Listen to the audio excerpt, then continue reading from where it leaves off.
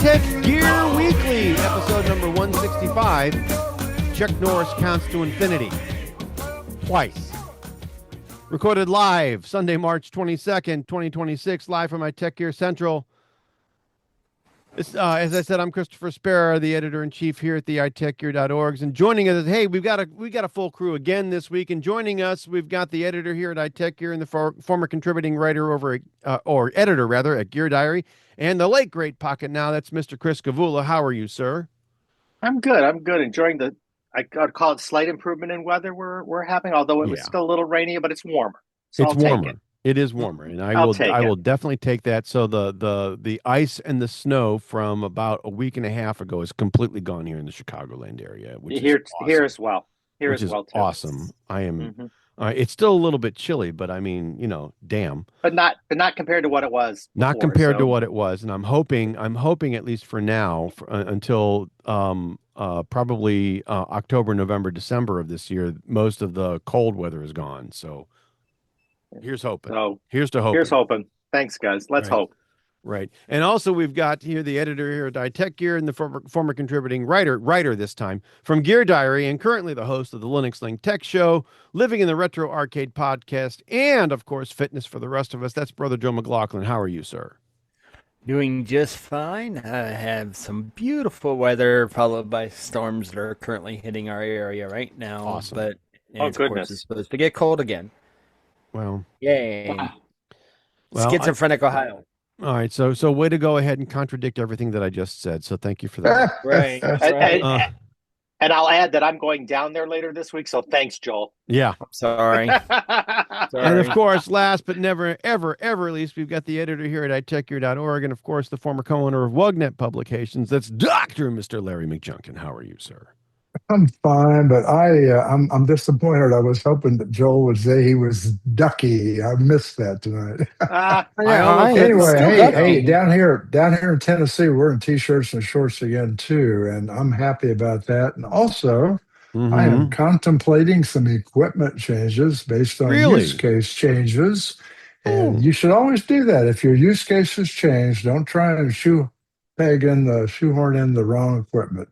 Use what works for you. And we've got some pretty cool updates as far as that's concerned. And hopefully as we go through the show and we go through the show notes, you'll give us, some inclination as to what that might actually be. But the first maybe. Thank you for the great ambiguity of 2026. All right. The first thing that I want to go ahead, we've been doing a lot of yakking and a lot of talking about the MacBook Neo over here at iTechGear.org. We've actually got a written review with some pretty cool pictures that's going to hit the site early this week. Isn't that right, Chris? Yeah. I rushed to get this to market, so to speak, right, for you. So we have something on the site to look at because we've been talking a lot about it, and there's no reason we shouldn't share some of what we've had. And I kind of present my own use case. I present basically the overview of the device. I would talk about the my use of it and how it's been for me. I've had it about 2 weeks now. I guess it's been right. Yep. And I use it for work. I use it for work and for home and for a variety of things. So it's been a good experience. And I even share what some other people are saying, positive and negative, and discuss those in my own use case and how that's been. So, I think it's pretty well rounded, the conversation. It actually is. I read through the story entirely. Being the editor in chief here at iTechGear, one of the things, of course, that everybody needs an editor. I don't care how long you've been writing. I don't care how long or how good you think you are or how good you actually are. Everybody needs an editor. Are you trying to tell me something, Chris? No. See, and that's exactly my point. It has absolutely nothing to do with your writing skill or your writing talent. Everybody needs an editor. Everyone. And I actually read the review, and it is actually pretty well rounded and tries to present a holistic point of view of this particular machine. And the end result here is that this is not a budget MacBook. It's a MacBook. It's a MacBook. That just happens to be relatively less expensive, than everything else, which I think is actually kind of cool.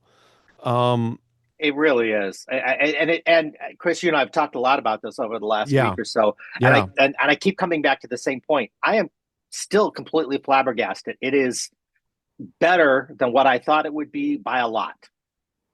I mean, I don't know how to sum it up any better than that. You know, And you know something else that people are getting wrong about this? They kind What's of that, Larry? they think it's like the ARM version of Windows. That's not true. It's not true at all. It's a full-fledged MacBook. Period. True. Period. True. No It is app nothing more. It is restrictions or nothing more, anything nothing like less. that. Right? It's nothing more, nothing less. It is a MacBook. Mhm. All right. The fact that it's actually running on an iPhone based processor says two things. Number one, Kudos to Apple. well, kudos to Apple, because damn, a phone based CPU can actually push the desktop version of their operating A system. Unix-based computer. Unbelievable. Absolutely. And damn, that particular processor choice provides a full-blown desktop experience. Are there some caveats? Yeah, there are some caveats. But what's really interesting about this is that the MacBook Neo is really still okay with tasks like video editing. And one of the points that you said, Chris, in your review was that Chrome tends to slow it down, but that's because Chrome is not as efficient with memory as Safari is, right? But even still, Larry, even with 4K video and up to 59 different Chrome tabs, the doggone thing does not slow down. Sure, that's the only thing that I wanted to add here. I was reading a thing by Ben Lovejoy over at 9 to 5 Mac. Ben is actually one of my favorite Apple pundits, and he's anything but your average Brit writer. I love how he simply tells stuff the way it is. Sometimes it gets him in trouble, but on the other hand, he doesn't mince words. Ben references a lot of different writers in this article, a lot of different topics, but the one thing that comes out is just what you said. This Neo can do full 4K video editing with 59 open tabs in Chrome. Chrome being a browser that is the least efficient of the two browsers that you're probably going to have used in Chrome and Safari. And it does this with browsers, right? You've got Chrome, you've got Firefox, and you've got Safari on the Mac. Right, but this is doing this with 8 gigabytes of RAM, folks. Yeah. That's a major swapping feat. Major swapping feat. So two things to keep in mind. Until last year, 8 gigabytes was the minimum on almost all Macs until last year. Right. Okay. And the only downside of them having used 8 gigabytes on this particular machine is that they also paired it with a slightly slower SSD drive. That means the swapping process is a tiny bit slower. So you can bog it down a little more easily than maybe you would a MacBook Air or a MacBook Pro. But the point is, you're mostly not going to notice that. I'm here to tell you, you're not going to see it too much. To be fair, 59 Chrome tabs depends on what's in those tabs, right? That'll affect it as well. So we have to kind of keep that in mind. But yeah, it'll do 4K video editing unless you're doing lots of layers, transitions, a lot of AI kind of things, and that might slow it down a little bit. But again, you're going to have to push really hard to get there to have that problem. You really are. I find that amazing, and I think that's what the one thing that it really kind of brings everybody back around to the whole thing. It's like, damn, it's a phone chip. Who ever thought you could run not only can you run a desktop operating system on a laptop, but it doesn't look like anything else other than a desktop operating system. It performs like you would expect a desktop operating system it does to perform. And it can handle. It may be at times a little bit slower, but you really got to go ahead and lean on it hard before you really and like I said, the 4K video editing and the 59 different Chrome tabs open with all of that memory still, being eaten up. Yeah, it's probably mostly swapped by that point, but yeah, you're right. But it basically handles it. It handles it. It does, which is kind of a surprise. Yeah. I'm surprised every day by this, and you hear me say that pretty regularly lately. Yeah, no, no. So The thing that pleasantly the thing surprised. that I like about it is if you're looking for unless you truly are a photography or video professional, this is going to redefine the way folk or should I do. help to redefine Yeah. the way that folks look at the Apple product offerings. And maybe you go So ahead and yeah. and start, looking at the lower end version of the Pro series, but you're still Hmm. going to be able to go ahead and pick up something like the Neo and get the job Right. done. Joel, what do you got? Yeah. Yeah. Well, it's like, one of the things ever since Creator Studio launched, Right. I've been debating, the only thing it's missing from that is a batch editor. And Lightroom will just run just fine on this thing. It should not bog down. The only thing that might be a little slower on that Right. would be Lightroom does have some AI things for doing cleanup on photos, but that's about it. I mean, Sure. so Sure. I could go and that's kind of my frustrating thing with Creator Studio. It's almost there. It's almost perfect for what I need to ditch Adobe, but I would not pretend to want to be able to run Premiere or After Effects on this thing. Not at all. So I mean, and all the positive thing is, I mean, I got this trip coming up. I'm going to Denver for work. Yeah. Right. And I always take a personal machine as well as my work machine. Right. And I'm seriously debating buying one of these just to Well, cover the needs there. Sure. and Joel, that Yeah. was my use case. Right. Was to get it as a secondary machine, primarily for traveling, so I wasn't risking my expensive MacBook Pro on travel. And so my question was, can it do the things that I do, first of all?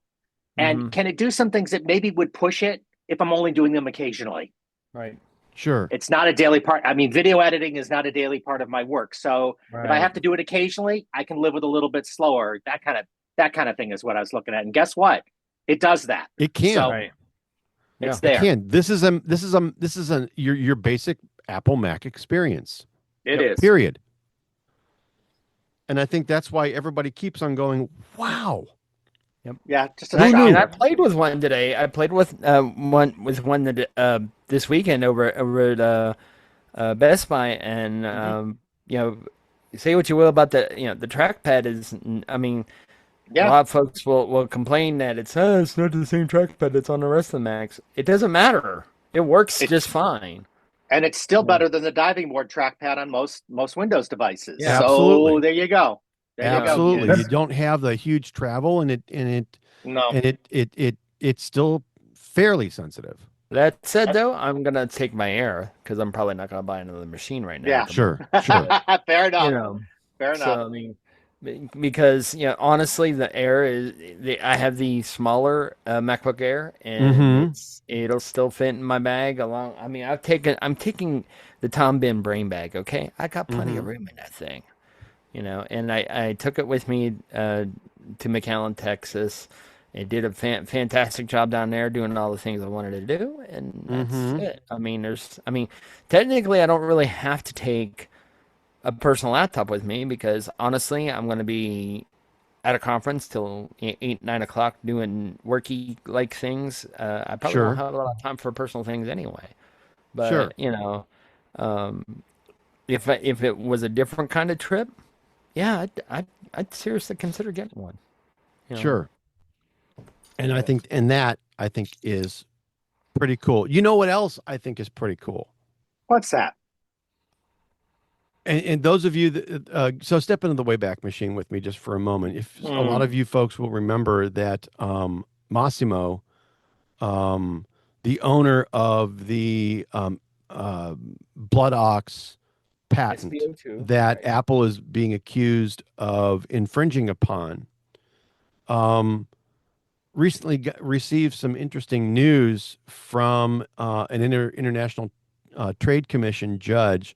The method that Apple is now using to calculate SpO2 with their newer Apple Watches or their Apple Watches going forward and I believe it was in early 2024, so about 2 years ago, that the change came about. They stopped calculating on the watch, and they started.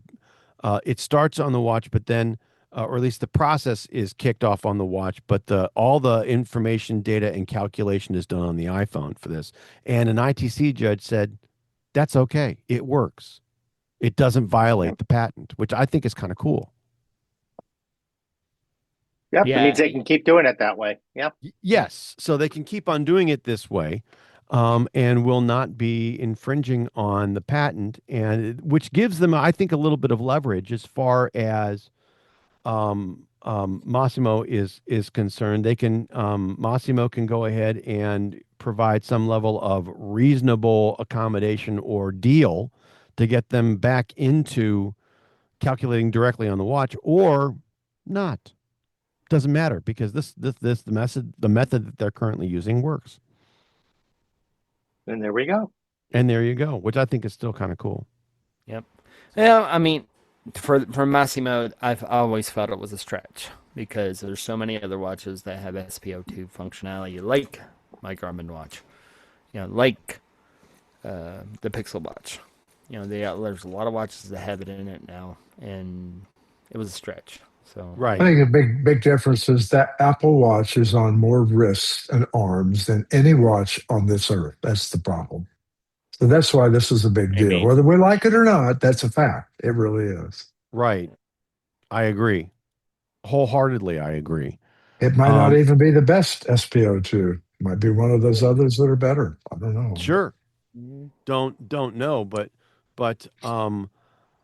Apple took this route simply because there are other folks, like you said, Larry. There are other folks that are out there that have either licensed the technology directly from Massimo or figured out some different way to do it on the watch.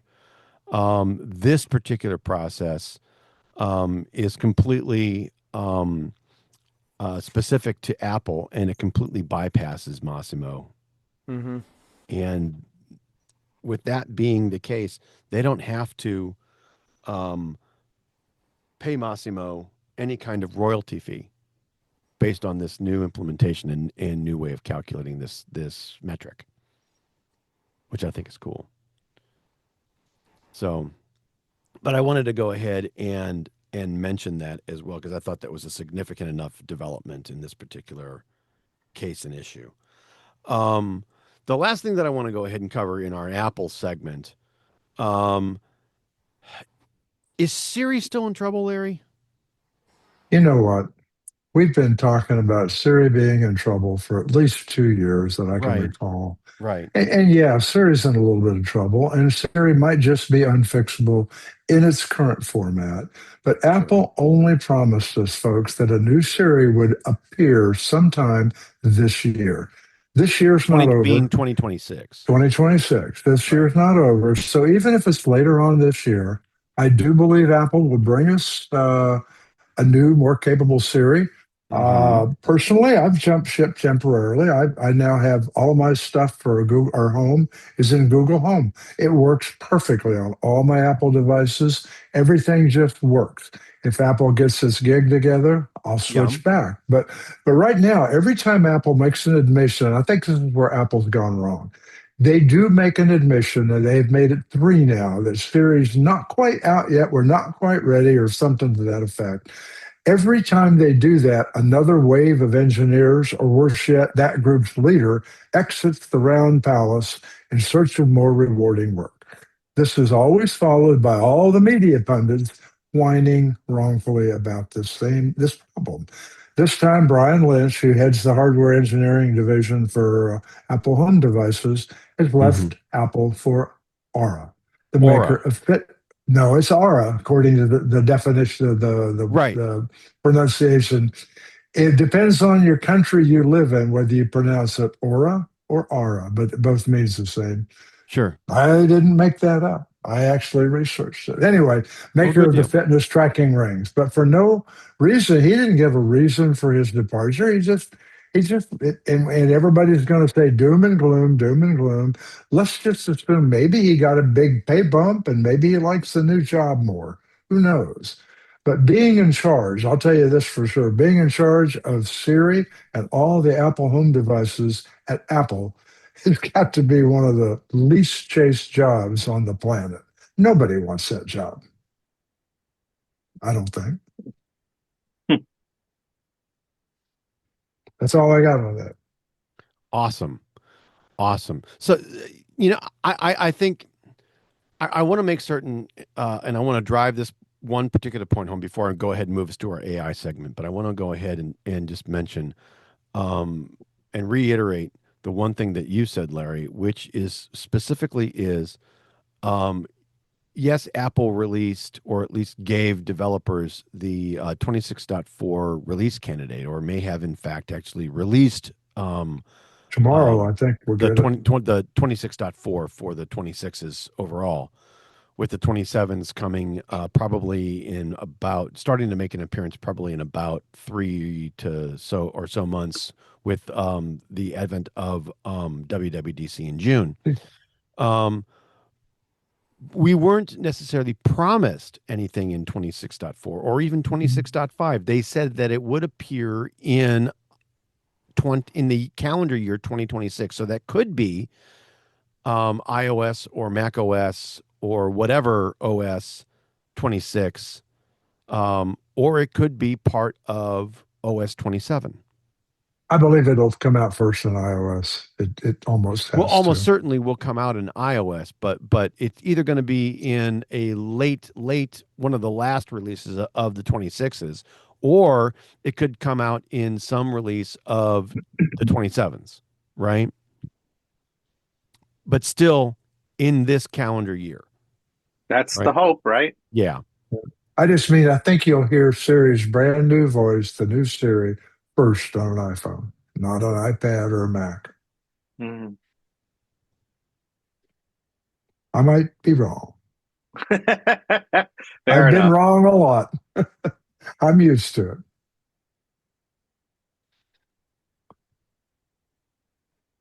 Okay, so I want to go ahead and I want to move us to our AI segment. And I want to open this up, Joel, with a message from Jeff Bezos. He's talked about raising um, just about $100 billion for AI manufacturing. Isn't that right?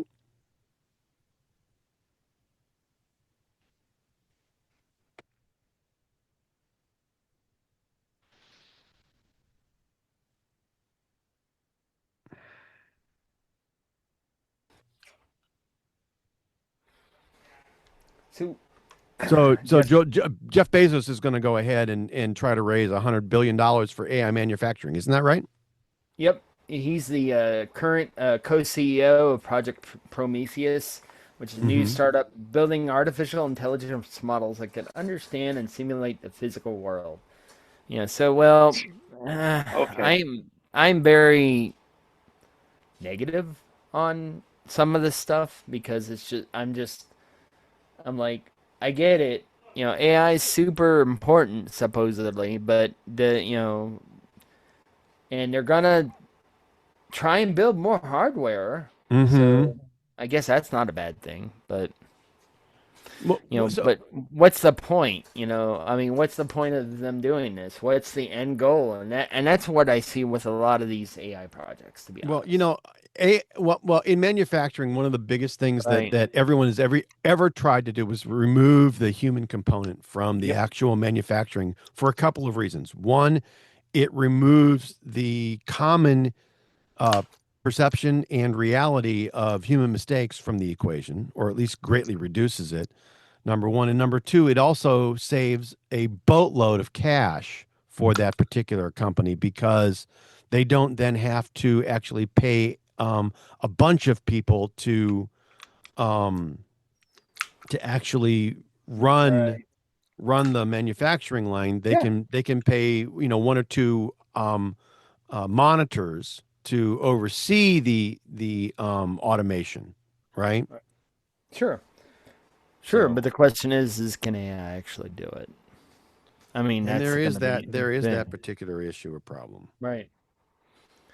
So, I mean, it's, cool they're doing this, but what's the end goal? And is it gonna put more people at work? Or is it just gonna make more people more efficient? So I actually think that you're going to see more people fall out of work I think you're because of right. this. Yeah. All right. And it's going to be those blue collar guys that don't necessarily have a lot of Other skills. IT based training, certifications, or education, formal education. It's going to be those union workers or blue collar workers that were relying on that manufacturing job to actually actively support their families. And I think it's Yep. going to make a huge impact, negative impact in the press. But that's just me. Yep. I think so too. I still think I still think that bubble's gonna pop, but that's just me. I think so too, because I think more and more CEOs are going to be like we need to do that. They're like, we want AI. Why did we want it? We don't know. Yeah. I mean, that's really where we're at. I mean, is they see the potential in it, but they don't really know how they're going Right. to implement it, and or they think they know and they're wrong and they're making mistakes. And we'll talk about some more of those mistakes later in the show, I'm sure. Yeah. Potentially, but it's also interesting that one of the countries that where most of the world's manufacturing is taking place, and I'm specifically speaking to China. They are actually mobilizing thousands and thousands of one-person AI startups, and I saw this and I thought this was interesting. Huh. So, what do you think, Chris? Well, yeah, it's interesting. So, first of all, this is not about manufacturing specifically. This is about This is getting about AIs to start up, right. and basically the government there, sometimes the local government, sometimes the national government, is trying to inject. They're trying to basically start a new kind of a new economy going, another kick to the economy kind of thing by they're injecting some cash into these things. They're sometimes offering apartments. They're offering workspaces out of converted warehouses, all things out of old data centers, things like that. They're trying to offer ways to get people into this because what they're finding in China, at least, is China is got one of the, I'm going to call it, highest density of kind of AI usage of anywhere in the world. But the problem is the people there don't trust it because a lot of people have already lost their jobs to it. Right. So it's kind of a complicated situation. So by injecting more into it, getting more people into it, they think they're going to help their economy overall. And really, that remains to be seen, to be honest with you. They can keep shoving all the money down that they want, but not really quite sure where it's going to end up going. And China has produced some interesting things from an AI perspective over the last few years. There's definitely no doubt of that. But right. Is this enough is it going to make any changes? And are we going to do the same thing here, at some point to try to get our economy jump started? But I think they have the same problem. And I'm going to kind of go into the second story that's in my little bundle here because they're all kind of tied together, is that there's this concept, and Joel just kind of hit on it a minute ago, that all this spending is going to have a return. And what they're finding is things like, okay, well, I've doubled my spending on it. Shouldn't I get twice the return? And they're not. It's not what's happening. See, and I find that very, very interesting. And I think this is part of the reason why the bubble's going to pop this particular year. All right. Because they're going to, there is just a unbelievable amount of cash that is being funneled into AI, especially in the States. Yeah, very much. And I think that is happening largely because excuse me, I'm sorry. Welcome to the United States, the land of greedy bastards, right? There are a lot of companies here in the States that are going out of their way trying to jump on the AI train, and mostly because they are looking for the efficiencies that will save them the money. Like you said, Chris, and like you inferred, Joel, this is really all about folks trying to figure out some way of what, if I invest $100,000 into AI, I should be able to see somewhere close to, or reasonably close to, $100,000 in return. And like you said, Chris, based on this article from or you should get double productivity or double your something, productivity, right? Based on what we're seeing from elliotcsmith.com and from restofworld.org, that's not really That's not what's happening. happening. No, that's not what's, and we're seeing a lot of push here. We're seeing push for people to become AI savvy, just like they're doing in China, and become more AI savvy, make it more a part of your process, more a part of your daily thing. And there's a lot of pressure to do that. And that's also happening, like I said, in the China article, they mentioned that people are feeling very pressured, but they're not really quite sure where they're going with it. Isn't that At the same happening to time, you, Chris, in your own company it is. to It is some happening to degree? me. We're getting pushed pretty hard to incorporate it, and I understand that the desire to go there, but really it doesn't have as much direction as I'd like to see. It's not as focused as I'd like to see. Well, And there are a couple of reasons for that too. well, So. but the other piece of this, and maybe this will lead into what you're about to add, is that it, in some cases, I don't think it's so much true in my company, but in other companies, we're seeing that AI is being used as the reason for reducing workforce, and that is not always being found to be true either. It's just it's an excuse that sounds good to the shareholders. See, and that's where I think a lot of this is coming from. I really think a lot of this is being driven by Wall Street.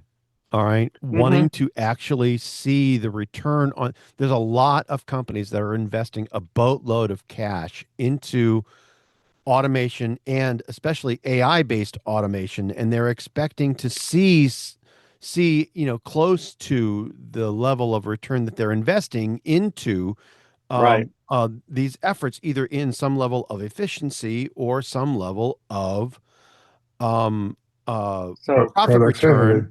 Right, profit return on the investment, and they're just not right now. And the question is really, and they're always seeing some. They're always seeing some, but the question is, are they seeing some because there really is a return on investment? Are you seeing some because you reduced your workforce, and now the rest of your workforce has had to pick up the slack, and so you saved money, so it looks like you gained something, but you didn't really. Is that what's happening? Or in the case of Microsoft, you're getting looked at with a jaundiced eye because you've injected all this money into AI, and now you're thinking maybe I shouldn't have done that.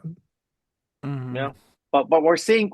We talked about this last week. We're seing companies like Meta, dumping a bunch of people, but investing in AI and data centers. People, and again, did they do that to really put the money into AI, or are they just using that as the reason, even though it may not have anything to do with it? I think they're using that as the excuse and the reason. Could be. It's a rationalization, right? It's a rationalization. Well, yes, and I think they're going to lay them off anyway. This by trying to go ahead and say, okay, well, we're investing all of this money into AI. We need to have some way of booking a return on this particular investment. Let's go ahead and lay off the folks that these methods are intended to replace, so that we don't have to worry about paying for the human capital costs when we're not seeing the return on the investment from those human capital. And there's a number of articles out there that sort of support this notion that says, look, AI is going to replace jobs. There's no question it will at some point replace some jobs, but it looks like mostly what it's going to replace is entry level and lower tier jobs. Well, then where are people going to step up to the higher positions from?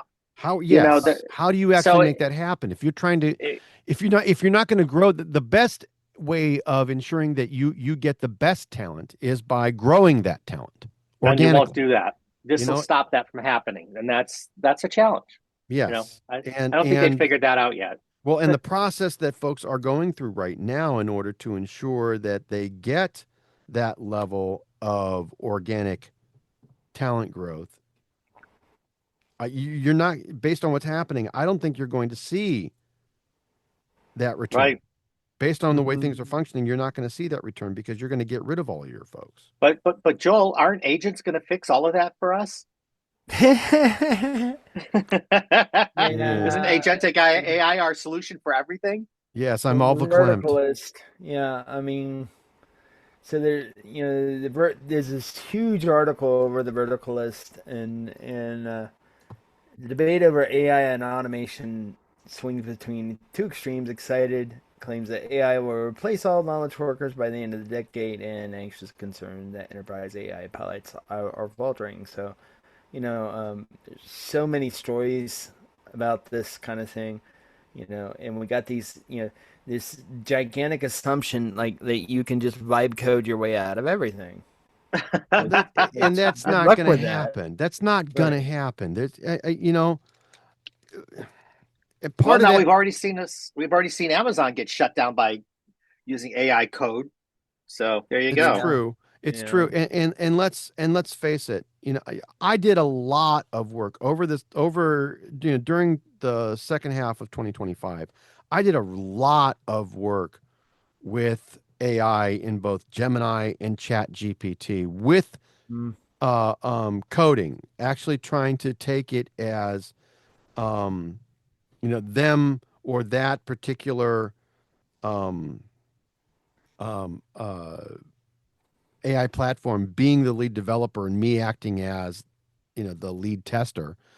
And man, there's a lot of problems and bullshit that's going along with, among other things, with a lot of that. They're really, the problem is if you ask AI the wrong things, you're going to get the wrong answers. And if you're trying to get it to code, if you're not a coder telling it how to code, it ain't going to know what to do. I go back on I go back on the experience I got with my company here, where they want to use AI for routing things and things like that, and AI only knows what it knows. All right. It only knows what's in the model, right? It only knows what's in the model. And when you are asked to document things, when you write a document for, like, say you're writing a document to help train a new person at your work, do you get every single thing that person needs to know in order to do the job in that document? No, you do not. And that's the only way AI would be able to do that. And there's things that you have in this Mark 1 computer that you have in your head, right, that simply can't be documented into a large language model, and it's called experience. Joel, something else to along that same line, I will flat out state, if you tell AI to do something, it doesn't know the answer to make it up. I guarantee you it'll make up an answer. It won't say, I don't know. It will. Every time. I don't know how to do that. It's not. It's just some level of answer. I'm going to tell you, I just ran into a conversation I had with the AI chatbot. This is Google Gemini in this case. Right. And I asked it a very specific question, and it gave me an answer. It was a technical question. Yeah. It gave me an answer, and I looked at that answer and said, yeah, that's not right. And I told it, you're not right, and here's why you're wrong. And it said, oh, you're right to push back. You're absolutely right. Well, I shouldn't have had to do that in the first place. It should have gotten the answer right. That's exactly what it says. And so, every time. The problem is, if you don't know that it's not right, you're going to assume it is. If you don't know that, if you don't have enough skill yourself, you're not going to know. And that's the thing that scares me with this stuff, is that there's a lot of people out there that are going to be gone from this market. They're not going to know. The people that are going to come in are not going to be people. They're not going to be technical people, and they're not going to understand that the answer that's being given is not correct, or it's only partially correct, which is even scarier, by the way. And if a company makes managerial decisions based on wrong data, big time trouble. Yeah, it's just like our leaders during the COVID crisis.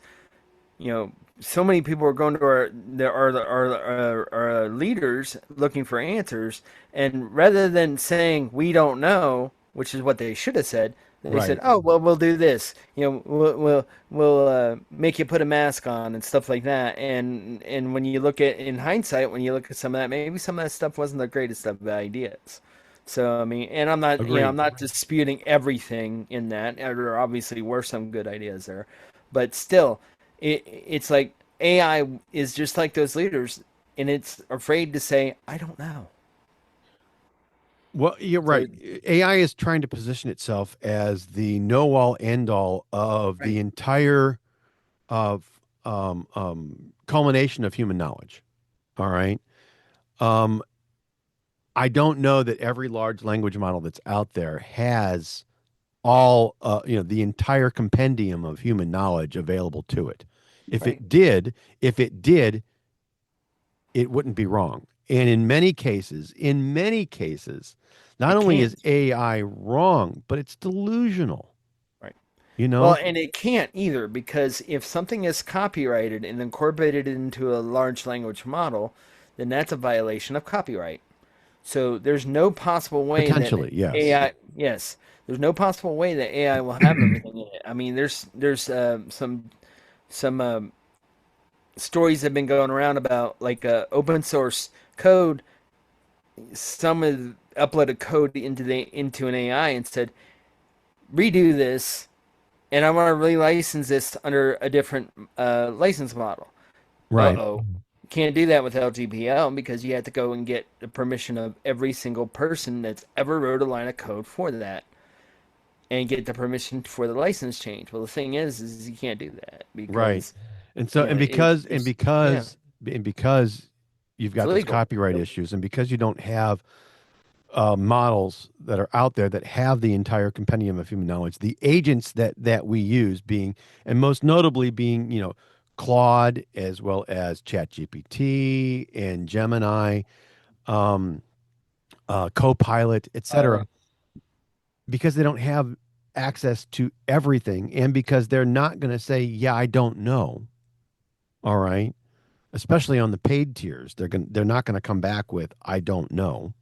All right, because at that point you've effectively killed your revenue model by saying, "I Right. don't know." Mm-hmm. Um, they if I can't dazzle you with dexterity, I'm going to baffle you with bullshit. And that's exactly what those AI agents are doing. What are you going to say, Chris? Nothing. Nothing. Oh, I oh, that you're absolutely right. okay. I would challenge any listener we have, and also you three, to do what I just did. I won't repeat it, but ask ChatGPT the following: what do you do when you don't have an answer to something I ask you? Ask it that. I was amazed when I read, but I'm not going to bring it out here.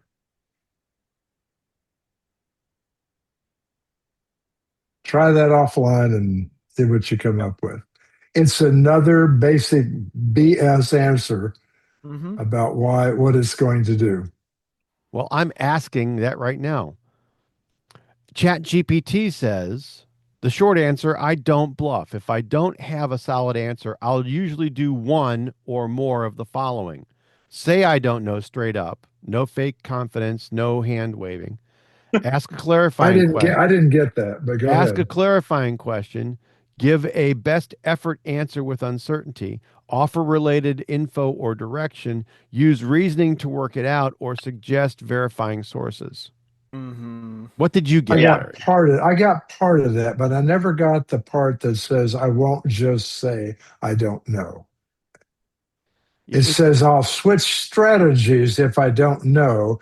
I will use reasoning for what I do know and try and interject it to fill the gap, which means if I don't know, I'll try and BS you to me.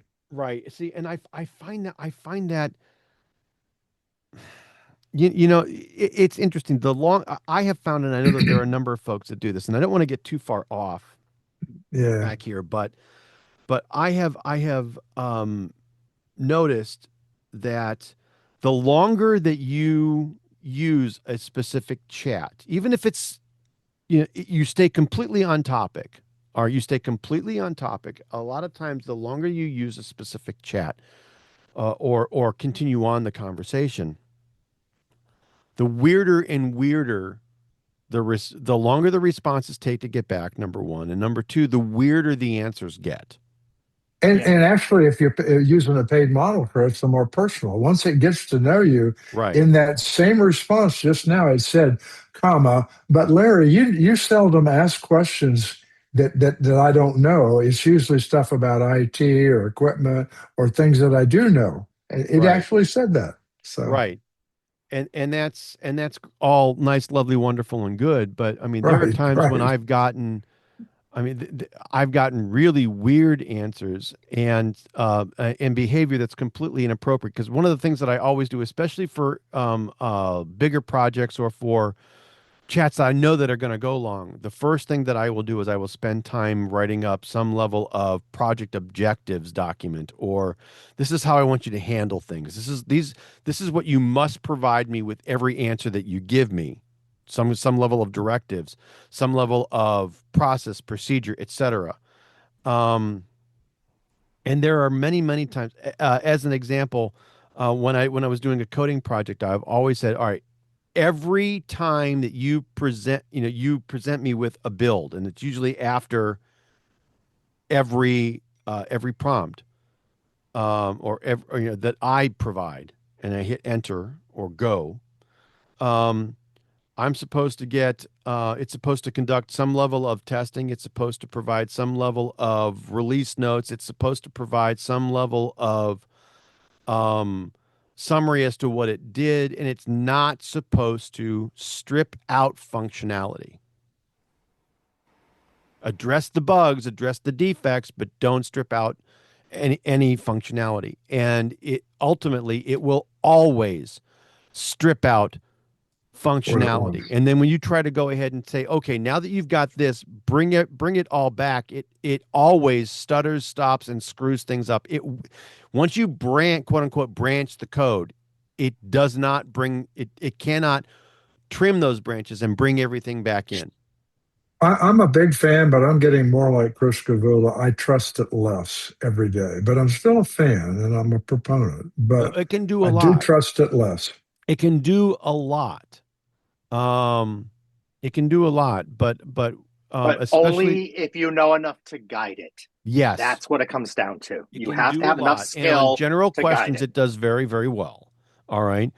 But when you get very, very specific, please, I'm getting this kind of error from the UI, or the UI does not actually execute, or I got a display in the UI that I did not expect. And you have it, focus in until it actually finds the problem and actually resolves it. It's stripped out a whole bunch of shit to concentrate on the issue that you're trying to resolve, and it can't pull all that functionality back in. I found it exceptionally frustrating. There's no reason why AI shouldn't be able to write code and give you exactly what you are wanting to accomplish. There's no reason why.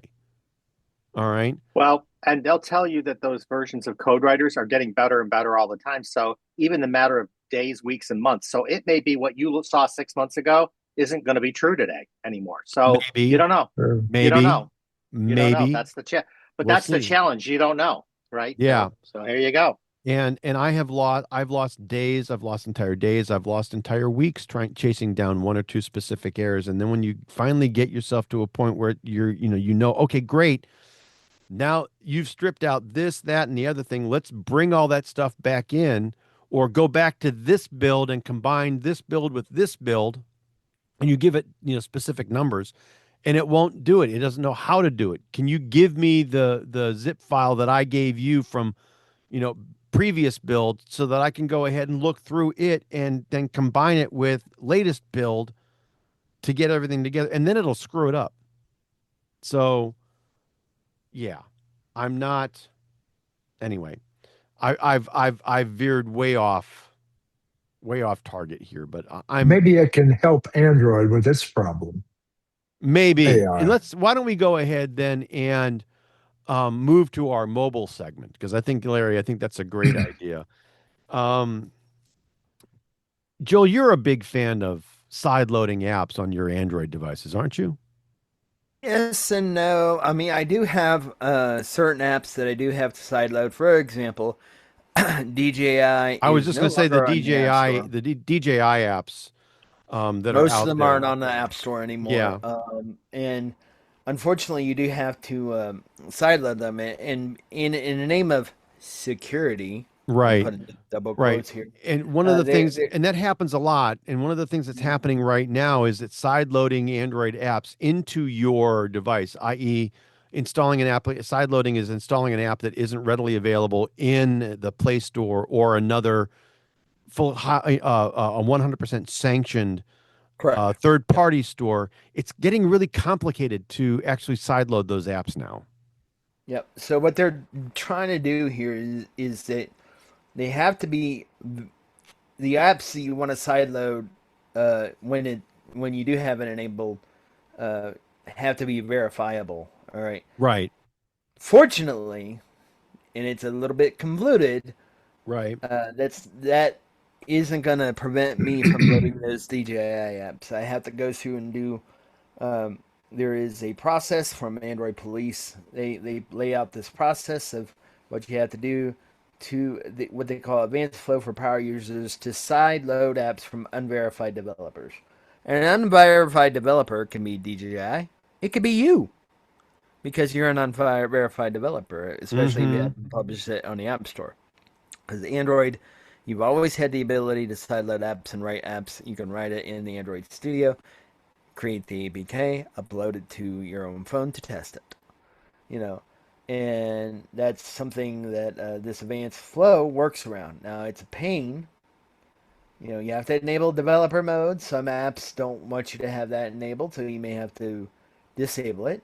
Then you need to manually confirm that you aren't being coached or being told what to do by a potential scammer, which a potential scammer's not going to do that. That is true. They won't. I mean, then the system and research device asks you to re-authenticate and cuts off any remote access or active phone calls a scammer might be using to watch what you're doing. Then you have to wait for a full day. Now, this is the thing that kind of is annoying for me, is that you have to wait for a full day. But at least you only lose a day of being able to sideload these apps. So then, at that point, you should be able to ready install apps from unverified developers. Now, it goes back towards where it now it doesn't exist anymore, but it used to be an Android app store from Amazon, and basically you sideloaded just like this, and every app that you got from that store was sideloaded. So now that was a legit app store. F-Droid is a legit app store, you know. But will you have to do this to load F-Droid? F-Droid's loading only open source programs. So I mean, you know, so at least you're still going to be able to do it. It's going to be a pain, but you're still going to be able to do it. So this kind of makes me, I won't say happy, but I thought, correct me if I'm wrong, because I could be wrong here. This is only necessary if the developer is unverified. You could be a verified developer and still not have your app in the Play Store, but you could still be verified. And as long as you're verified, you could sideload it the old way. Right. But what are the odds that DJI is going to do that, become verified? I don't know, but so really there's going to be three paths, right? There's going to be Play Store and or other stores, right? Then there's going to be verified apps that you can just sideload, and then there's going to be unverified apps that you got to go through this process for. Right. Ugh. Sure. Okay. Yeah. I mean, I get they want to make things more secure, but the thing is that what our listeners will have to realize is that Android's never going to be like Apple with regards to its app store. It just isn't. You know, so and this is doing this isn't really doing anything to truly make it more secure. It's just making it more difficult.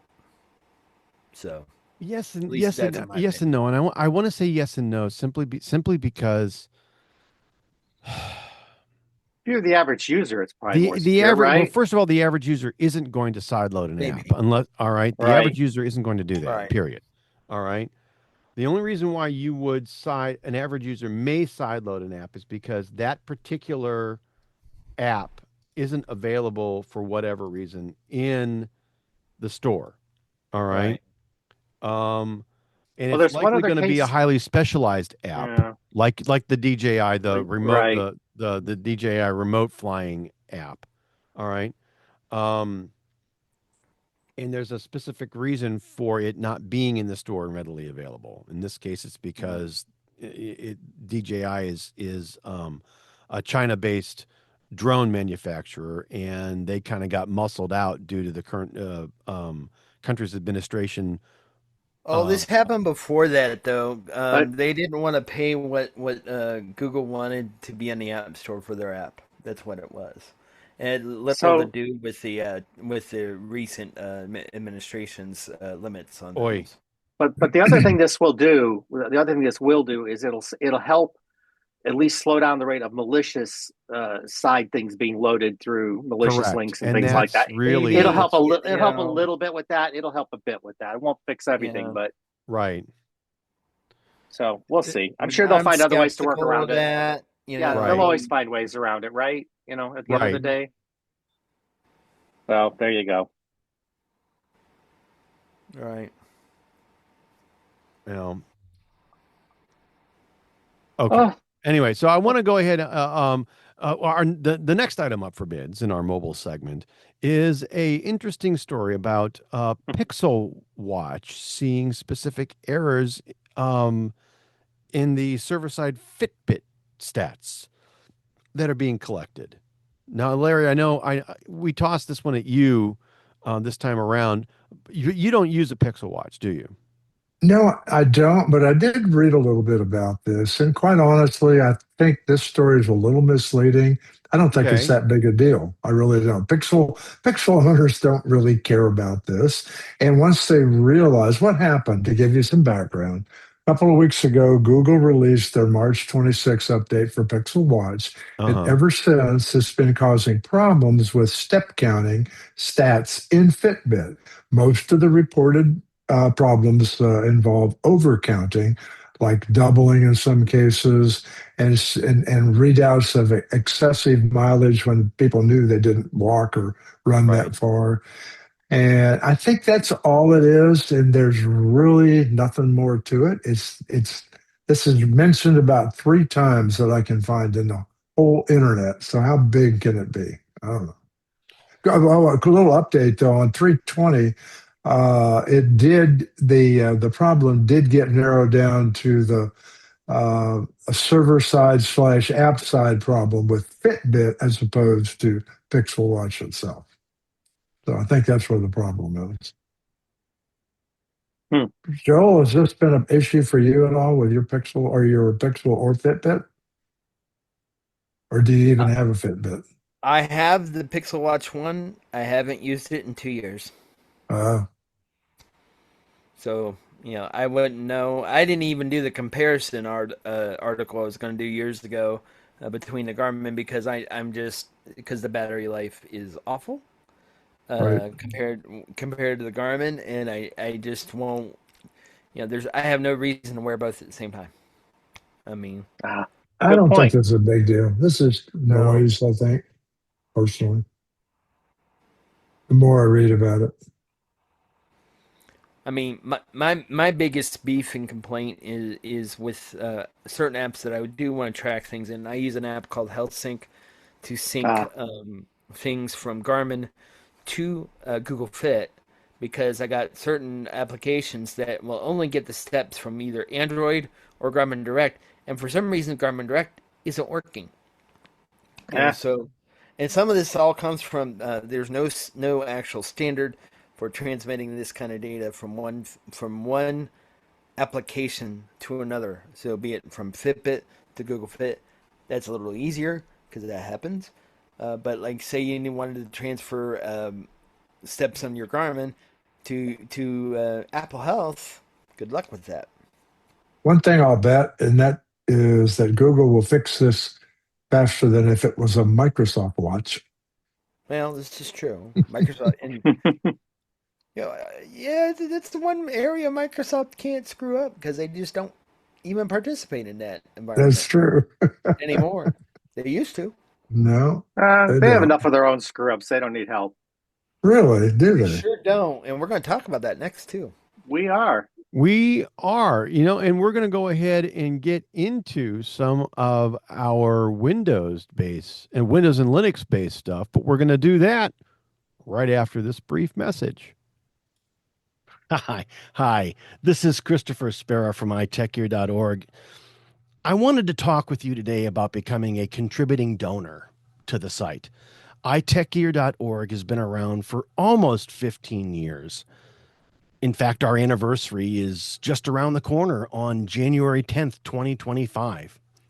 15 years. Where has the time gone? I mean, I've never really asked for any kind of donations for the site. It's always been about me providing value to you, a site visitor or podcast listener.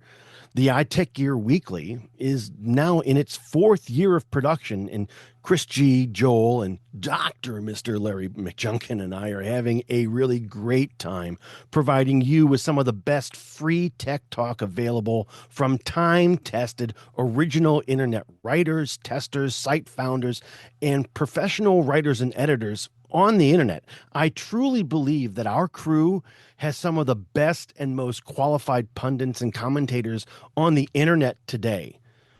And we're not hobbled by any kind of sponsorship or affiliated relationship or other time-bought posts.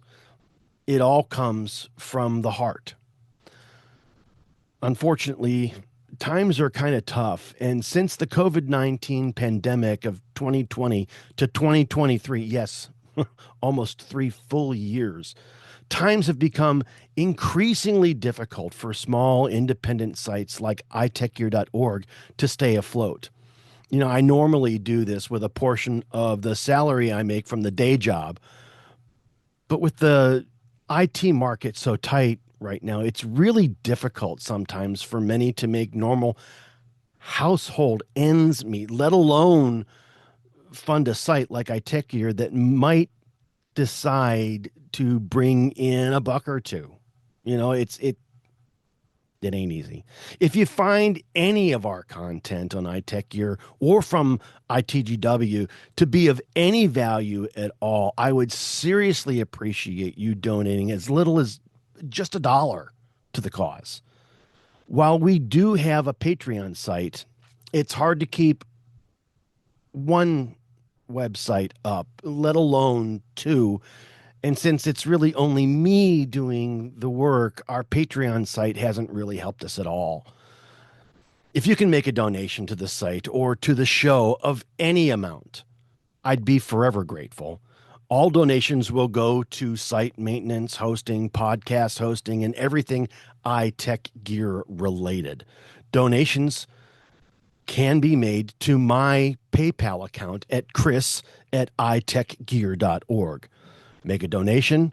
We'll thank you immediately on the next ITGW episode and voice our gratitude. I want to thank you. We appreciate your consideration, time, and attention. Now let's get back to the latest iTechGear Weekly episode. And welcome back to the iTechGear Weekly, episode number 165. Chuck Norris counts to infinity twice. Oh, yes, kids. It's that time again. It's now time for the Microsoft Wheel of Misfortune. I'm telling you, it's Joel. Go ahead and give that wheel one final spin tonight. That's absolutely bankrupt. Yeah. Bankrupt. You're clapping for bankrupt.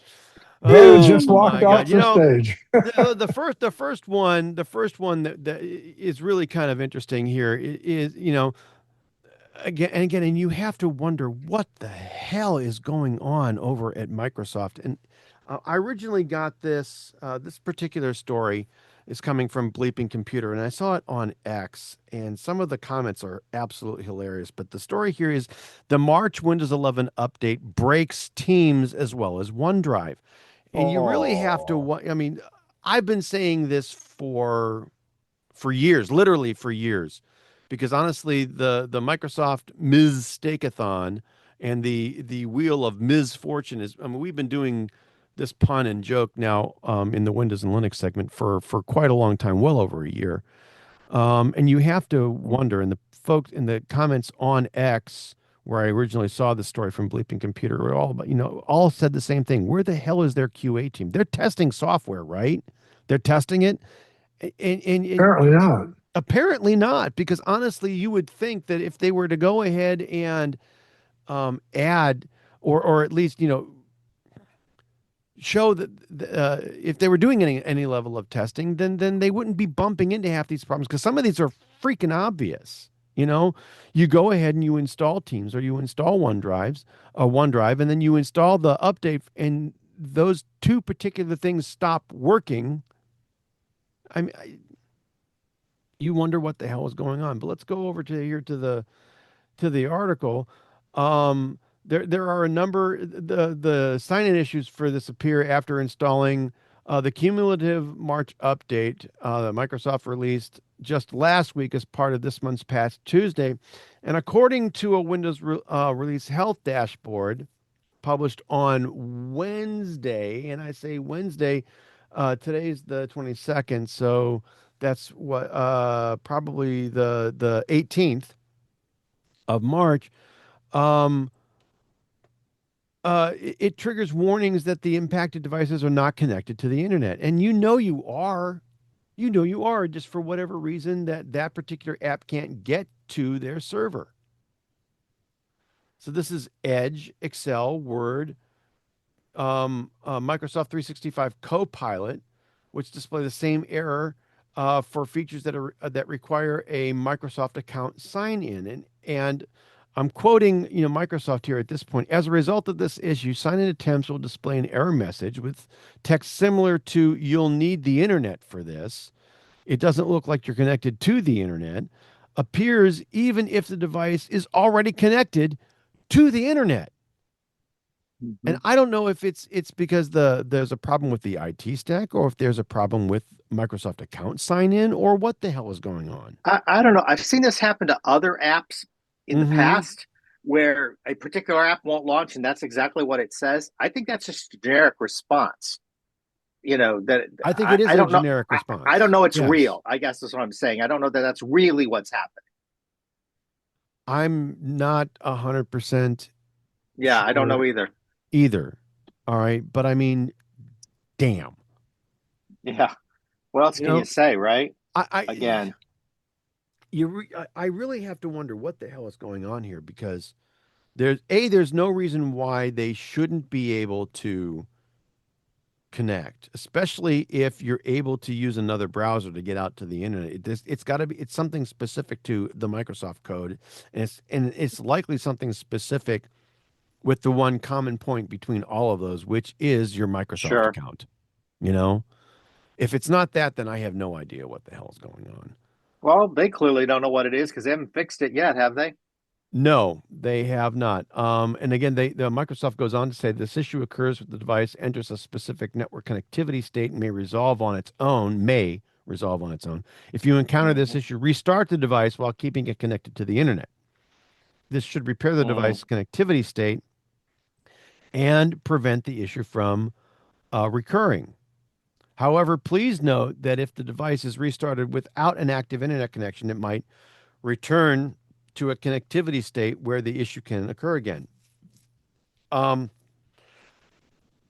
me for saying this. I have absolutely no confidence that a restart is going to resolve this particular issue. And honestly, if a restart resolves this particular issue, then I really have to go ahead and effectively say, WTF, Microsoft, why is it that a restart is constantly required to get your shit to work again?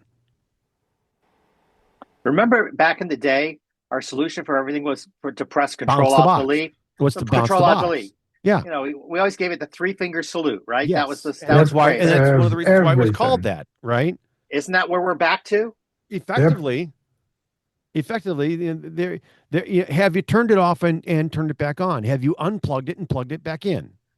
You know what? We've heard this before. You're holding it the wrong way. Thank you. Mm-hmm.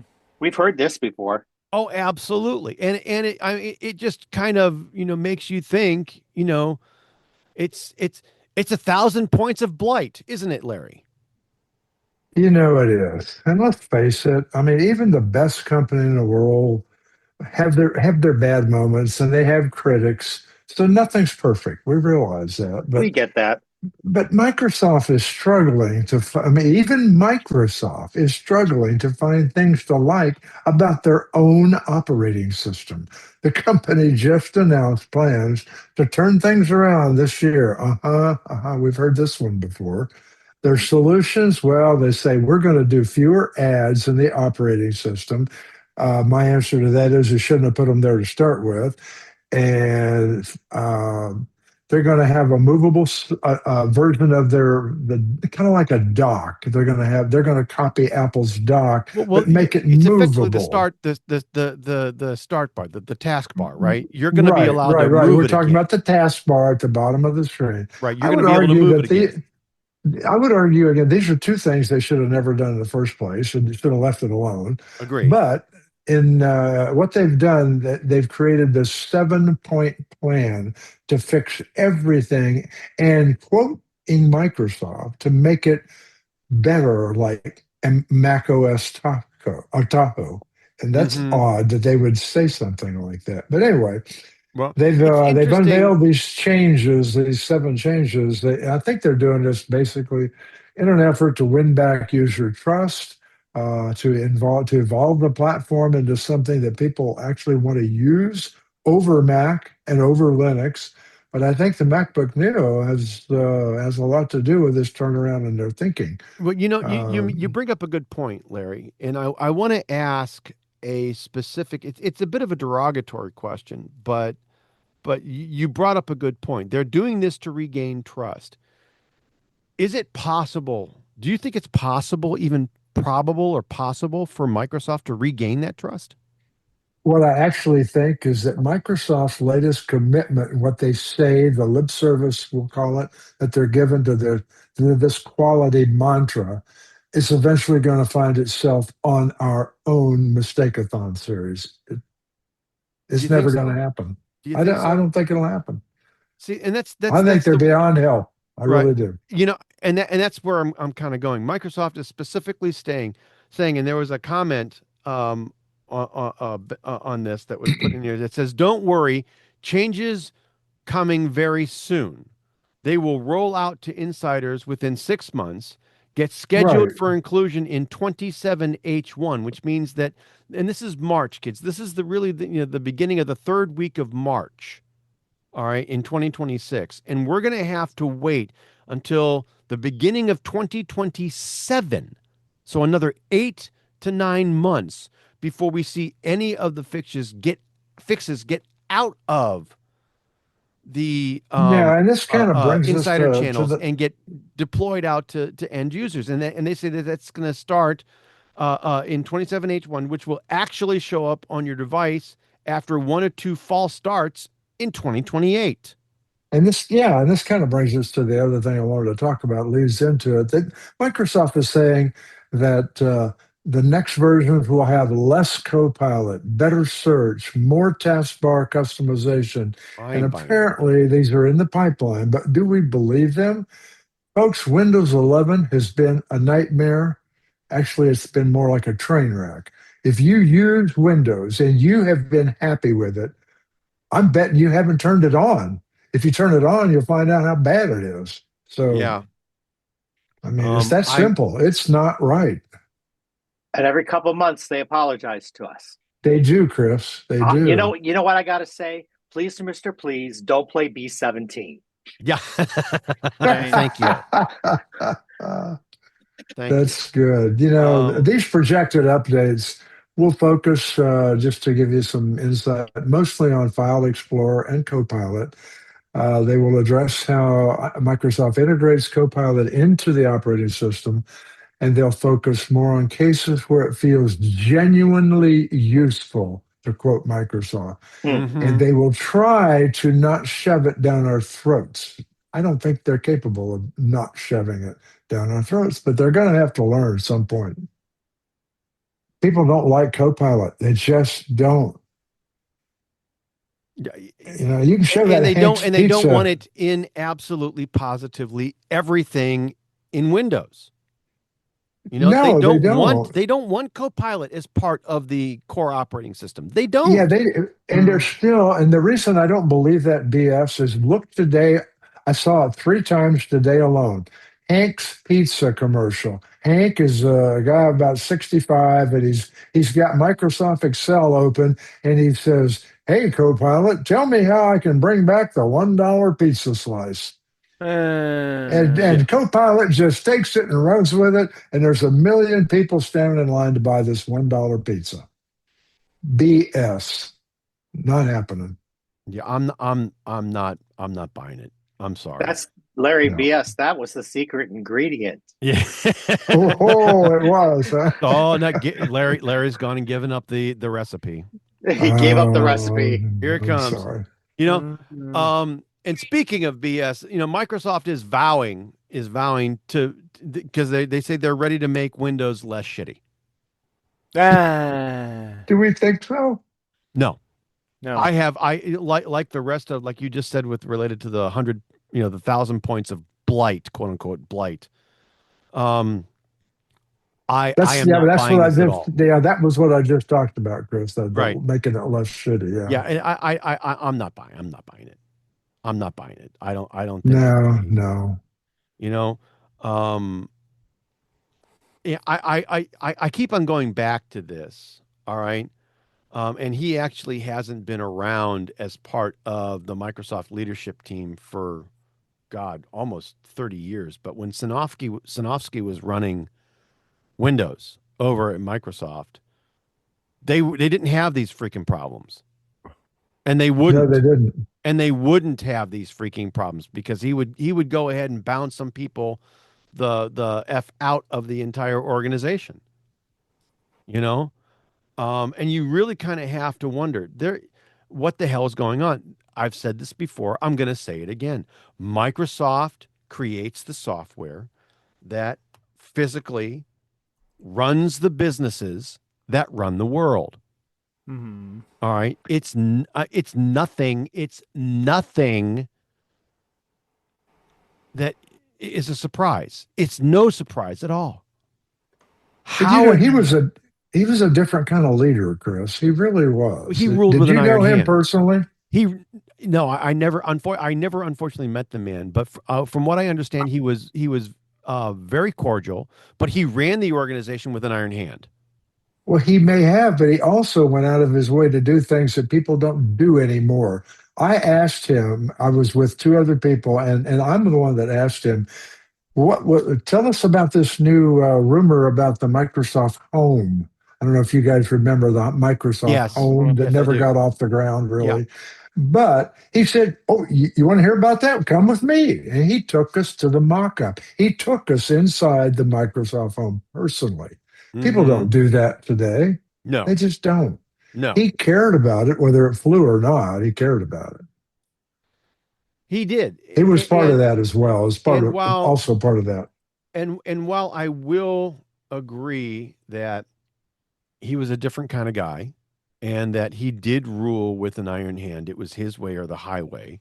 And if you screwed up and you made any kind of press like what we've been seeing coming out of Microsoft, you were gone. You know what? I've worked for those people. I didn't mind it, Chris. I'm sorry. I didn't mind it at all. Well, I knew where I stood. I knew exactly where I stood. Right. You knew where you stood. And more importantly, everybody within the organization knew and understood that they, again, create the software that runs the businesses that run the world. And don't screw it up or you'll be looking for a job. Pardon me for saying with this, but don't fuck with that. Don't screw the pooch. Don't make the mistakes. And you really kind of have to wonder what the hell is going on? Honestly, what is going on? Where's the testing team? I've said this time and again. This is no longer their key business. Their key business is elsewhere. Their majority of their money is coming from elsewhere. Is subscription and subscription management. They're trying to do what Apple did, but Apple had the smarts to do both at the same time.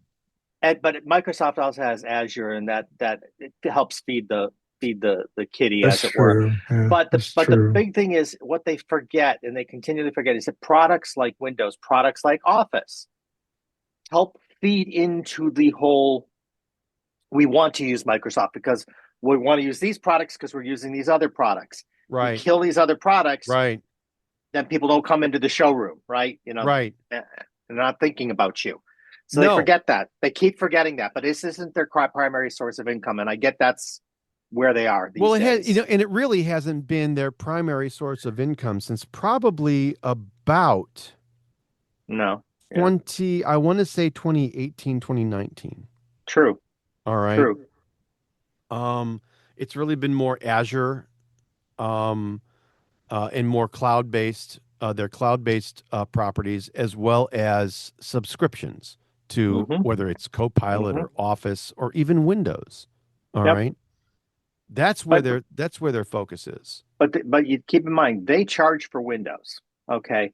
For the most part. Either you pay a license fee with your new laptop, or you pay independently, depending on how you come into the ecosystem. Apple doesn't charge you for the OS. And they haven't since about 2007 or 2008. It's probably buried in the price of the device. Don't get me wrong. I'm not going to claim otherwise. I'm certain that's buried in the device. But Chris Spera, one thing that you said a minute ago, I just couldn't believe, but you were absolutely right. I just looked at how much of Microsoft income is derived from Azure.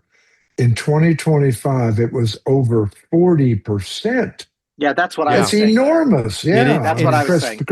I meant Chris G. I'm sorry. Right. Yeah. No, it's true.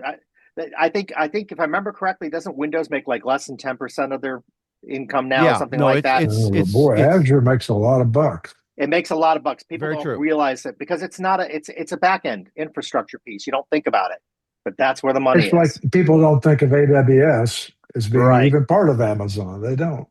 It's part of the income feed. Well, so you have to understand and remember that the A in AWS stands for Amazon. Of course it does. All right, Amazon Web Services.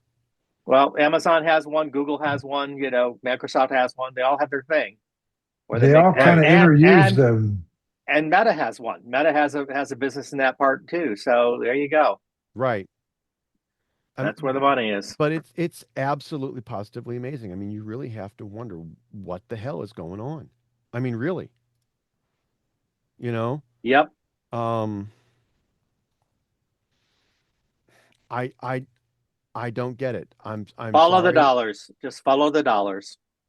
And I understand they're not going to concentrate on it. Yeah. Because it's not making them the money that it used to. But at the same time, you really have to wonder, this is the one property that is the most visible. It's in their entire property. portfolio. Because I mean, Windows is the backbone of everything that they do. You aren't going to get, because the servers that they have that actually run the Azure product that makes them 40% of their entire revenue run on Windows servers. All right. If there are issues with the freaking operating system that prevent the server from coming up, which prevents users from getting to their tenants or their areas in the cloud, how are they going to continue to make money? They're not experiencing this level of problems in Azure with those servers because of the redundancy, though. They're getting by with that. I mean, you really have to wonder what the hell is going on. You really do. In server banks, you don't put the same build on every server. You have a bank running this build, a bank running the next build, and if a problem comes about, it only affects a certain percentage. Agree. So, I don't want to beat a dead horse, but I do want to get to the last, and I'm going to take it full circle here. This particular story is going to take us full circle and take us, not necessarily back to the Apple segment. I love the merry-go-round. Thanks, Chris. I love the merry-go-round. That's okay. Gypsies, tramps, and thieves. Let's go around in circles, shall we? All right. PC makers, and this is of course a MacBook Neo related story. But it's specifically stating that PC makers are rattled by the MacBook Neo. And this is this particular story is written by our good friend over at ZDNet, Ed Bott. And honestly, you know, Ed and I don't know each other personally, but we know each other somewhat professionally. I'd say we're I know him quite professional well. acquaintances, right? And I know you know him. I know you know Ed personally. You can trust Ed. I mean, really. Oh, absolutely, absolutely. But a straight shooter. Absolutely. And he's never really been off his game. All right. Nope. And he's saying specifically that the MacBook Neo upended the budget laptop market. And I think he's dead on. And it's largely because of what we said in the opening story of this particular show and last show. The MacBook Neo is a Mac like any other Mac. It's built like a Mac. It looks like a Mac. It functions like a Mac. It smells like a Mac. You wouldn't know that it's running a budget-based processor or a phone-based processor unless you completely, throw, a 8K video at it and bring it to a screeching halt. But Chris, something that honestly, let me just interject one thing, Please, because this is important, I think, to our readers. The four of us, I think, know quite a bit about technology. And the one thing that impresses me more than even this story about other businesses and PC makers, we've got a guy on the show right this minute who does well using a MacBook Pro or anything of that ilk. But this guy is happy with a $600 Neo. Chris Gavula. I'm amazed by that, Chris. I honestly am. I would have thought your comments would have been more along, it's cool, I like it, it's okay, but it's not for me. But instead, it's in your damn backpack and you're running it. And I've used it for the last couple of meetings. That says I use it as a companion for my work. I use it all day long, and it's been perfectly acceptable, not been draggy. So that surprises me on a regular basis as well. And it truly would not work for me, I know, but I'm just amazed that it works for you. You know what I think is absolutely positively amazing is, and this is the same statement going back to Chris's review in the discussion that we had this week and last week.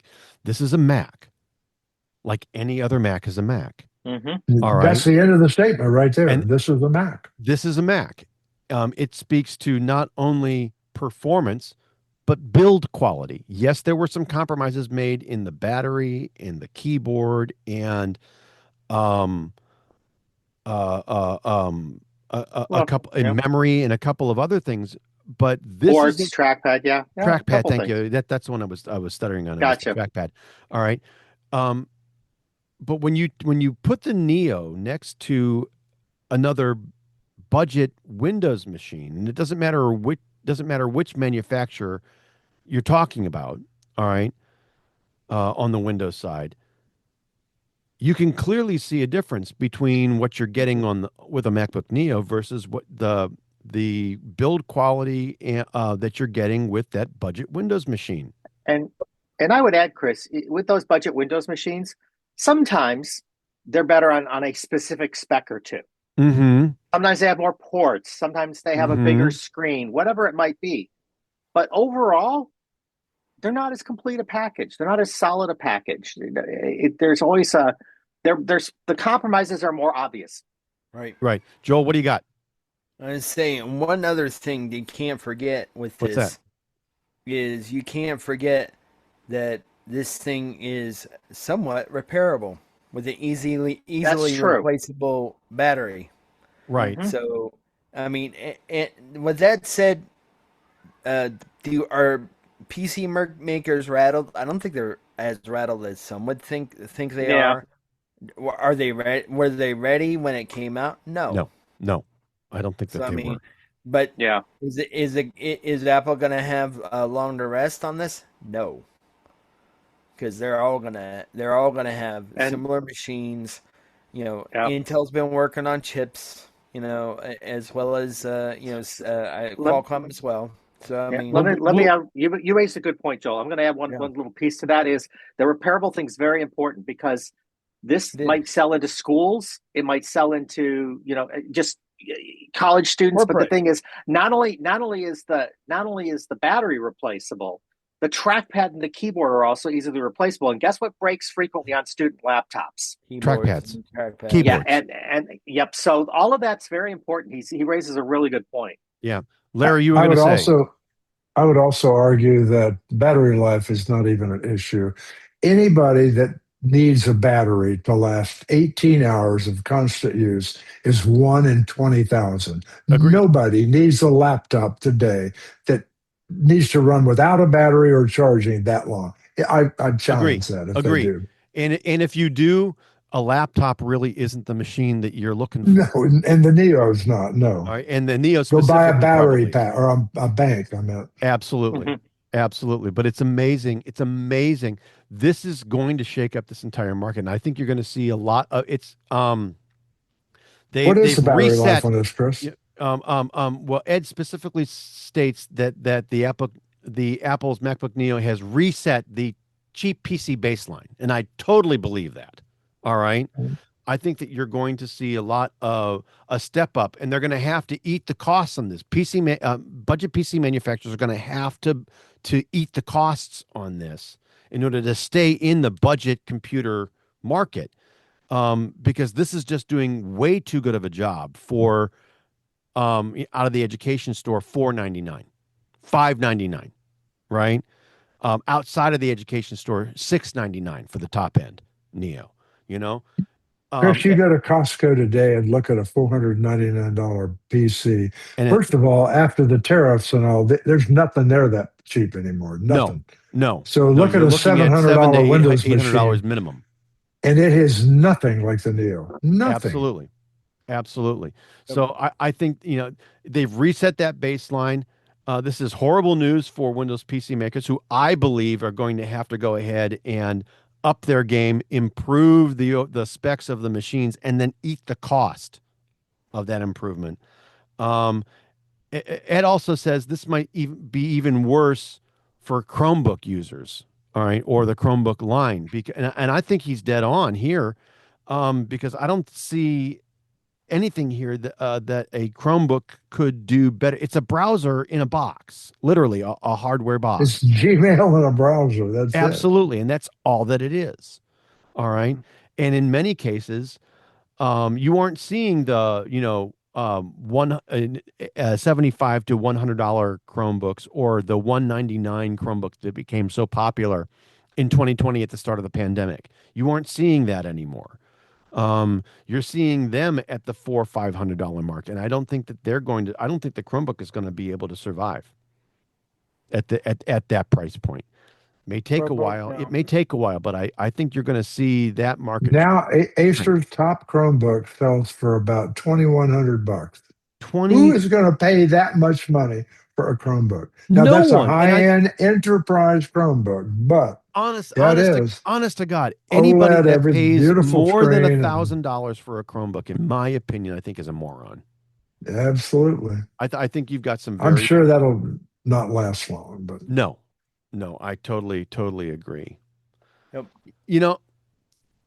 That is the end of our Windows and Linux segment, and I'm going to go ahead and I'm going to move us on to our tip of the week segment. But before we get to this week's actual tip, I want to go ahead and I want to remind everybody that iTechGear was specifically founded with the intent of making technology easy for everyone to use and understand, and this team specifically has dedicated their writing careers to that specific purpose. So each week, the iTechGear Weekly is going to feature a new computing tip authored by one of our experienced editors. If you've got questions, concerns, comments, requests, or dare I say, ideas, please go ahead and shoot those over to tips@itechgear.org. And if we use your bit or your email on the show, we'll give you your 15 seconds worth of fame. I want to go ahead, though, and I want to bring up this week's tip: organize files and folders clearly. Also, another huge and big particular tip that Larry, you wrote for the computer club that you help run. A cluttered computer can waste time and cause frustration. Just like keeping a clean desk, organizing your files makes your digital life easier, and I can't agree more. You should create folders with descriptive names such as taxes 2025 or vacation photos, Disney 2024 or whatever year. All right.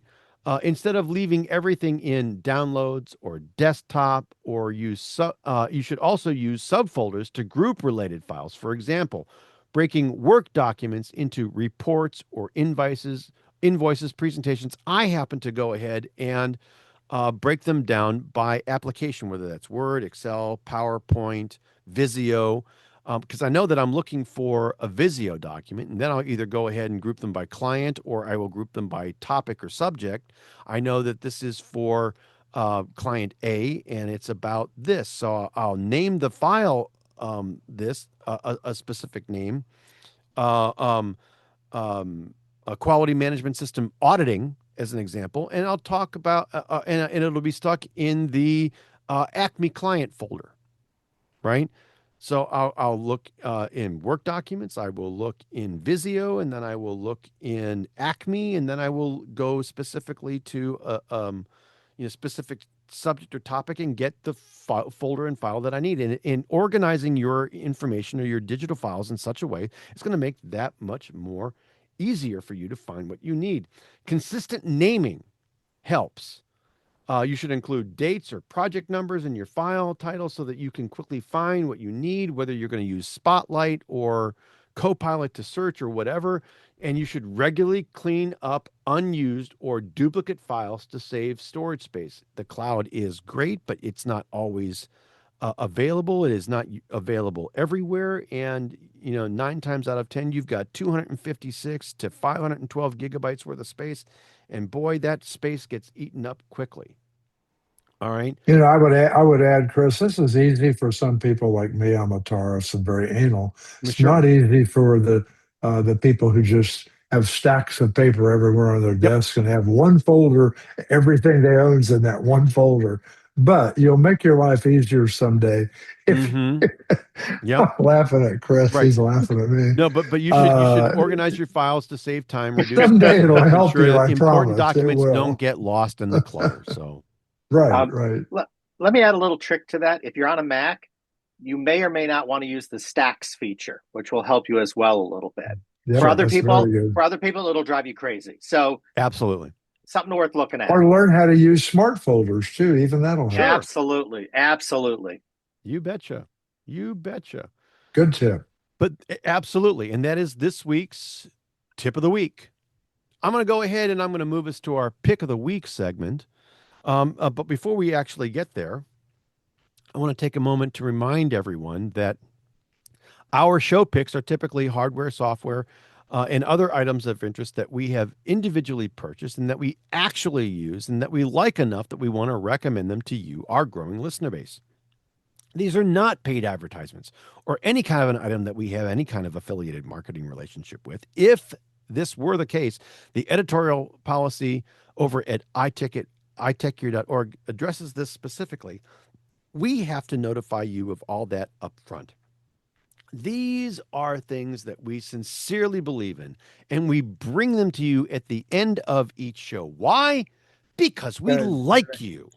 All right. And this week, I've got the pick. Last week, we went ahead and we talked specifically about, or at least my last pick was VMware Fusion by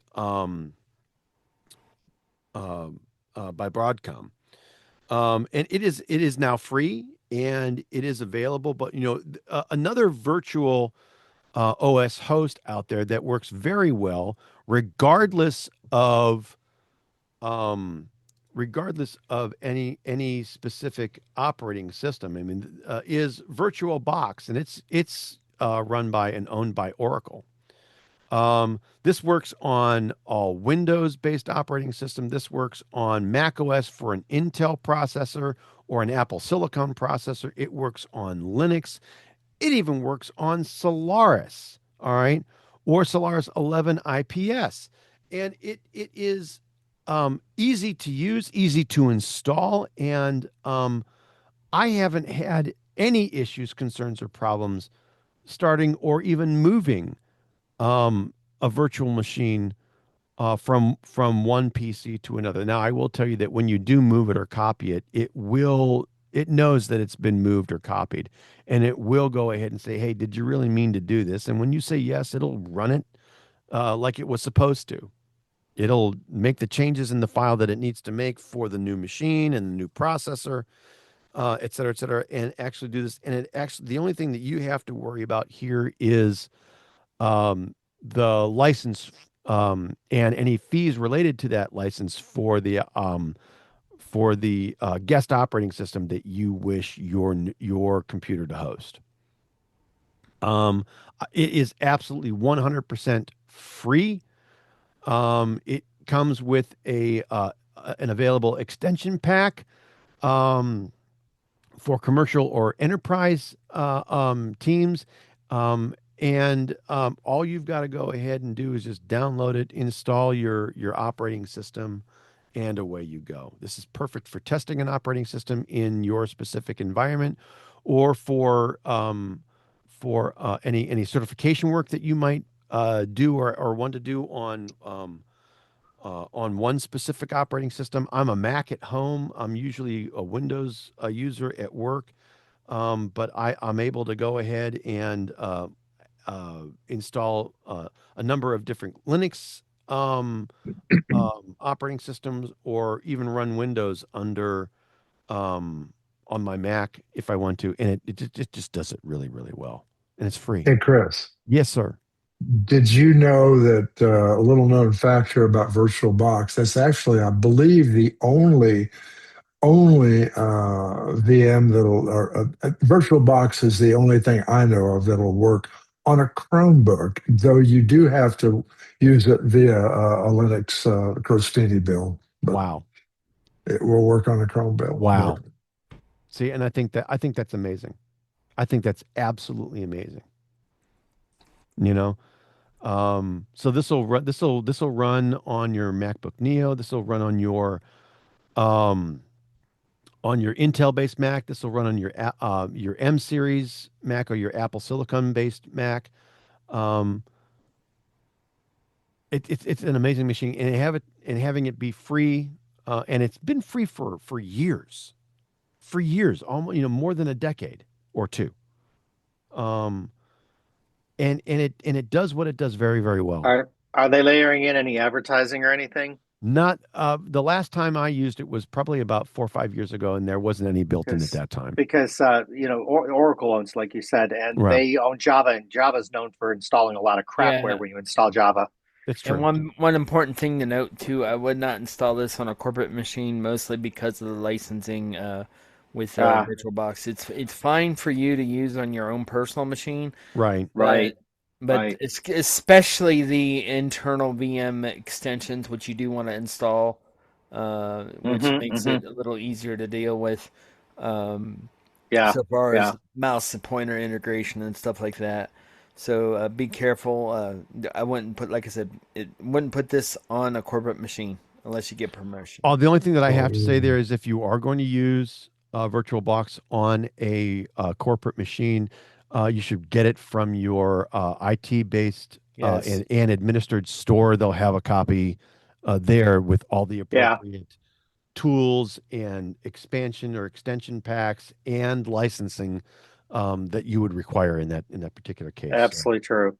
So, but for you at home, if you need to run one specific app, or need to install something and run it because you do work on that particular, this is a great way to do it, and it's a hell of a lot easier to get a hold of than VMware Fusion, to tell you the truth.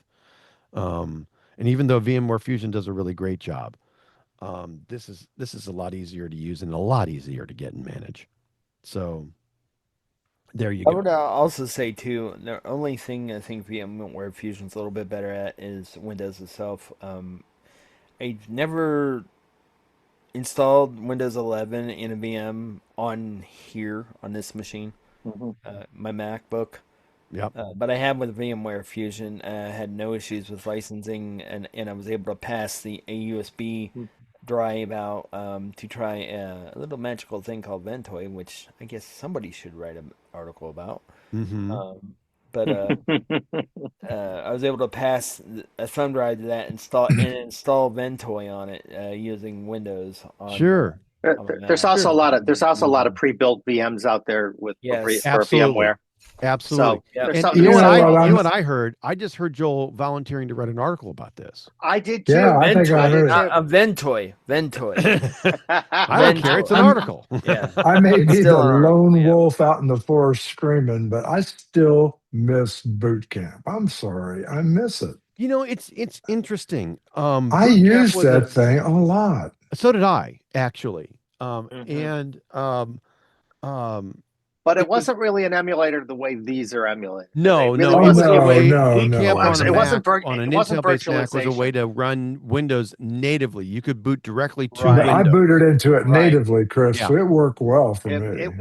It just took advantage of the Intel chips that were already in the machine and flipped and used it as a Windows. That's all it did. It wasn't really the same. I had always hoped that that Apple would do something, but they won't. But having said that, Larry, I totally agree with you. I missed the product. It was a great product. It just part of worked. the OS. It just worked. Yep. Right. Yep. And it was fast. Which is pretty cool. So true. Well, yay. Look where we are, Chris. Kids, you know what that is? That's the show for this week. This has been the iTechGear Weekly, episode number 165. Chuck Norris counts to infinity twice. Recorded live Sunday, March 22nd, 2026, live from iTechGear Central for Mr. Chris Gavula, Brother Joe McLaughlin, and Dr. Mr. Larry McJunkin. I want to say we'll see you next time, and our deepest sympathies go out to the Norris family on the loss of Mr. Chuck Norris.